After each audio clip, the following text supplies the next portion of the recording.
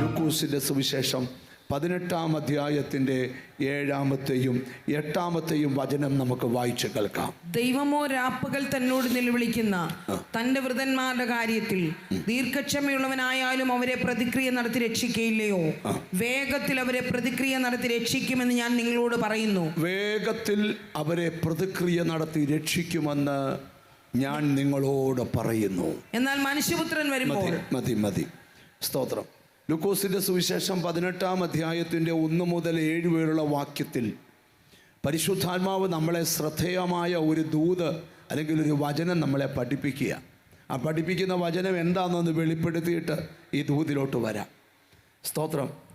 നിങ്ങളുടെ കാര്യത്തിന്മേൽ പ്രവർത്തിക്കാൻ ദൈവം ഇറങ്ങുമെന്നുള്ള ഉറപ്പാണ് ഈ 7 വാക്യത്തിനകത്ത് പരിശുദ്ധാത്മാവ് തന്നിരിക്കുന്നത്. ദാനിയേൽ പ്രവചനം 6-ാം അധ്യായം 10-ാം വാക്യത്തിൽ ദാനിയേൽ പറയുക, മുട്ടുകുത്തി പ്രാർത്ഥിക്കണം. മടുത്തു പോകാതെ പ്രാർത്ഥിക്കണം. പിന്നെ എങ്ങനെ പ്രാർത്ഥിക്കണം? മുട്ടുകുത്തി പ്രാർത്ഥിക്കണം. ശലോമോൻ വെളിപ്പെടുത്തുന്ന ഭാഗം ദിനവൃത്താന്തങ്ങളുടെ 2-ാം പുസ്തകം 6-ാം അധ്യായം 13-ാം വാക്യത്തിലുണ്ട്. മുട്ടുകുത്തി കൈ മലർത്തി പ്രാർത്ഥിക്കണം. മുട്ടുകുത്തി കൈ മലർത്തി പ്രാർത്ഥിക്കണം. ശലോമോൻ വെളിപ്പെടുത്തുക. സ്തോത്രം. ഇനി നമ്മൾ ന്യൂ ടെസ്റ്റ്മെന്റിലോട്ട് വരുമ്പം ദൈവത്തിന് സ്തോത്രം. തിമത്തിയോസിൻ്റെ 1-ാം ലേഖനം 2-ാം അധ്യായം 8-ാം വാക്യത്തിൽ വിശുദ്ധ കൈകൾ ഉയർത്തി പ്രാർത്ഥിക്കണം. അപ്പം മുട്ടുകുത്തി പ്രാർത്ഥിക്കണം, കൈ മലർത്തി പ്രാർത്ഥിക്കണം, മടുത്തു പോകാതെ പ്രാർത്ഥിക്കണം. സ്തോത്രം. വിശുദ്ധ കൈകൾ ഉയർത്തി പ്രാർത്ഥിക്കണം. ഇന്ന് ഈ മെസ്സേജ് കേട്ടുകൊണ്ടിരിക്കുമ്പം സ്തോത്രം, നിങ്ങളുടെ പേഴ്സണൽ ലൈഫിൽ നിങ്ങൾക്ക് പ്രാർത്ഥനാ ജീവിതം ഉണ്ടോ? പ്രയർ എന്ന് പറഞ്ഞാൽ എന്തുവാ? സ്തോത്രം. ഒരു നേർച്ചയ്ക്ക് പോയിരുന്ന് കർത്താവെ എൻ്റെ കാര്യമെല്ലാം നോക്കണമെന്ന് പറയുന്നതല്ല പ്രാർത്ഥന. നമ്മുടെ ഉള്ളം ദൈവത്തിൻ്റെ അടുക്കലേക്ക് പകരുന്നതാണ് പ്രാർത്ഥന. പ്രാർത്ഥിക്കുമ്പോൾ ഒരു മനുഷ്യൻ്റെ സ്വഭാവ രീതികൾ മാറാൻ തുടങ്ങും. നിങ്ങൾക്ക് ഏത് സ്വഭാവം മാറാത്ത ആൾക്കാരും പ്രാർത്ഥിക്കാൻ തുടങ്ങിയാൽ അവരുടെ സ്വഭാവങ്ങൾ മാറാൻ തുടങ്ങും.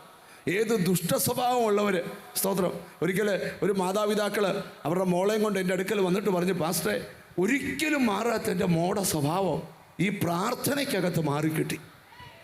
സ്തോത്രം. ഞാൻ നിങ്ങളോട് പറയാം, പ്രാർത്ഥിക്കുന്ന പേരൻസ് ഉണ്ടെങ്കിൽ വിഷമിക്കുമൊന്നും വേണ്ട. സ്തോത്രം. നിൻ്റെ കുഞ്ഞിൻ്റെ സ്വഭാവം നിൻ്റെ പ്രാർത്ഥനയിൽ മാറും. ഹല്ലേലൂയ. എനിക്കെന്തോ ദൈവത്തിൻ്റെ ആത്മാവ് ബോധ്യം തരിക, നിൻ്റെ പ്രാർത്ഥന കൊണ്ട് ഇതുവരെ നടക്കാത്ത ചില കാര്യങ്ങൾ ഇന്നത്തെ പ്രാർത്ഥനയിൽ യേശു നടത്തി തരട്ടെ. നിൻ്റെ നിലവിളി കൊണ്ട് ഇതുവരെ നടക്കാത്ത ചില കാര്യങ്ങൾ കർത്താവ് നിൻ്റെ കുടുംബത്തിൽ നിറവേറ്റി തരട്ടെ.